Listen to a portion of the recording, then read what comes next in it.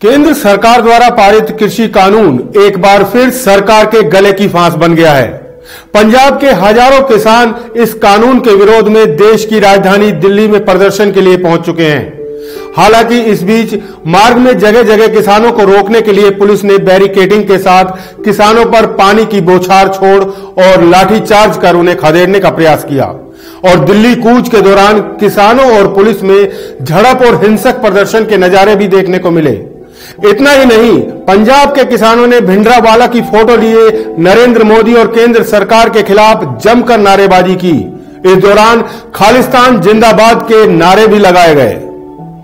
नमस्कार, मैं राजकुमार उप्पल दर्पण न्यूज में आपका स्वागत करता हूं।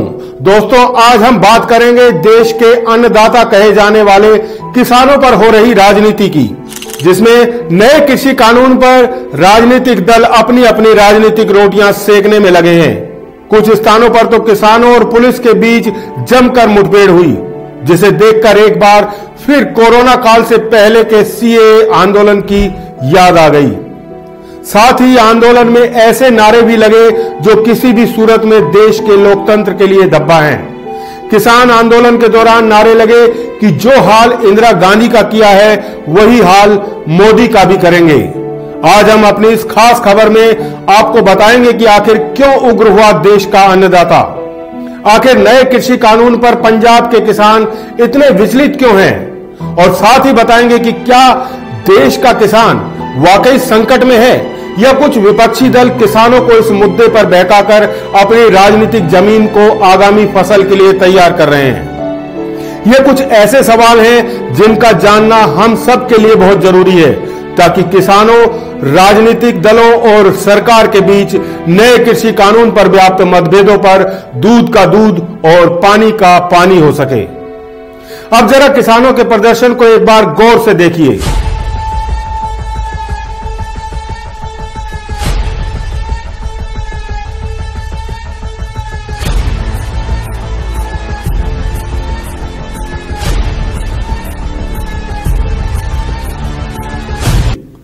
हाथों में लाठी, डंडे, पत्थर और तलवारें लिए सरकारी संपत्ति को नुकसान पहुंचाते जो प्रदर्शनकारी आपको नजर आ रहे हैं, वो किसी भी सूरत हाल में देश के अन्नदाता तो बिल्कुल नहीं कहे जा सकते।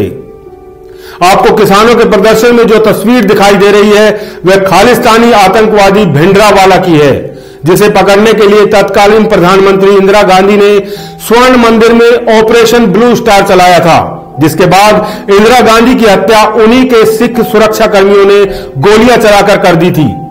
इसीलिए प्रदर्शनकारी भी नारे लगा रहे थे, जो हाल इंदिरा का किया है वही हाल मोदी का भी करेंगे। आखिर कोई तो है जो इस आंदोलन को उग्र बनाना चाहता है। तो क्या इस आंदोलन के पीछे कुछ राजनीतिक दल हैं जो देश को एक बार फिर 1984 वाले दंगों की आग में झोंकना चाहते हैं? किसानों के दिल्ली कूच और प्रदर्शन को देखते हुए दिल्ली मार्ग पर जगह जगह पुलिस ने बैरिकेडिंग लगाकर रास्ते रोक दिए हैं, तो किसान भी उग्र हो गए। इस दौरान कई जगह प्रदर्शनकारियों ने बैरिकेडिंग तोड़ दी, जिसके जवाब में पुलिस ने आंसू गैस और वाटर कैनन के साथ लाठीचार्ज भी किया। केंद्रीय कृषि मंत्री ने कांग्रेस पर किसानों के मुद्दे पर राजनीति करने के आरोप लगाए हैं, तो वहीं कांग्रेस उपाध्यक्ष राहुल गांधी ने प्रधानमंत्री नरेंद्र मोदी पर हमला बोलते हुए ट्वीट किया। प्रधानमंत्री को याद रखना चाहिए था, जब जब अहंकार सच्चाई से टकराता है पराजित हो जाता है। सच्चाई की लड़ाई लड़ रहे किसानों को दुनिया की कोई सरकार नहीं रोक सकती। मोदी सरकार को किसानों की बातें माननी ही होंगी और काले कानून को वापस लेना ही होगा।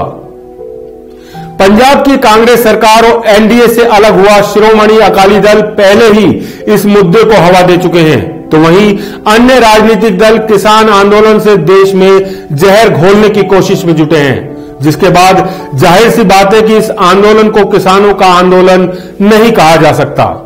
इस आंदोलन को अब राजनीतिक दलों और खालिस्तानियों ने हाईजैक कर लिया है। कुल मिलाकर किसानों को राजनीति के लिए इस्तेमाल किया जा रहा है। हालांकि दिल्ली सहित अन्य बॉर्डर्स पर किसानों और पुलिस के बीच हुई मुठभेड़ के बाद केंद्र सरकार ने किसानों को दिल्ली आने की अनुमति दे दी है, लेकिन प्रदर्शनकारियों को संसद भवन, इंडिया गेट और जंतर मंतर की ओर जाने से रोक दिया गया है और उन्हें बुराड़ी मैदान में रुकने को कहा गया है। सरकार किसानों से इस मुद्दे पर अब 3 दिसंबर को बातचीत करेगी। ऐसा लगता है कि किसान आंदोलन के जरिए विपक्षी दल केंद्र सरकार और प्रधानमंत्री नरेंद्र मोदी पर हमले का कोई मौका नहीं छोड़ना चाहते।